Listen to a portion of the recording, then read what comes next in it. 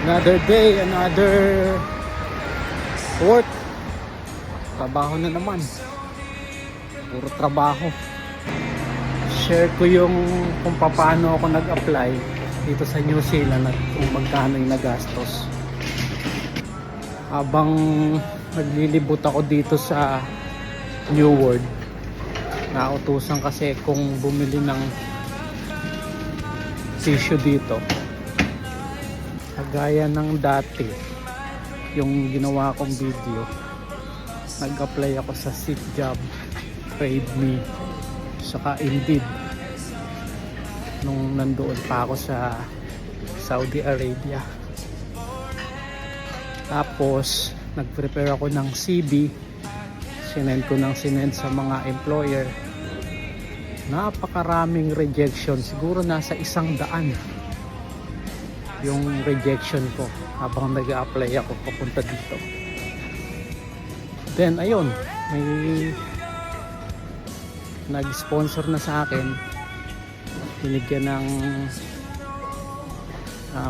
job offer papunta dito sa New Zealand. Tapos yun, ready ko na yung mga requirements,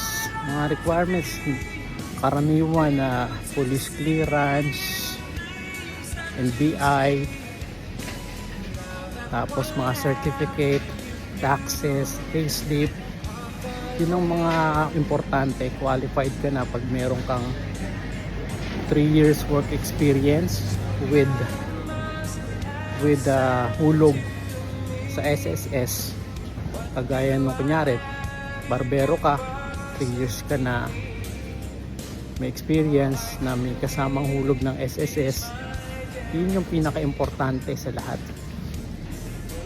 At that time, walang-wala ako noon, said na said. Kumapit lang ako sa Diyos para makarating dito sa New Zealand. Awa ng Diyos. Pinagkaloob naman sa akin yung aking hinahangad. Sa next video ko, i-detalye ko yung kabuuan ng gastos nung papunta ako dito sa New Zealand from Saudi Arabia. So, for more details, didetalyihin kong mabuti at i-share ko sa mga gustong mag-apply papunta dito, whether nasa Pilipinas ka man o nasa overseas or nasa gusto mo yung cross country kagaya ng ginawa ko. Have a good day. Cheers.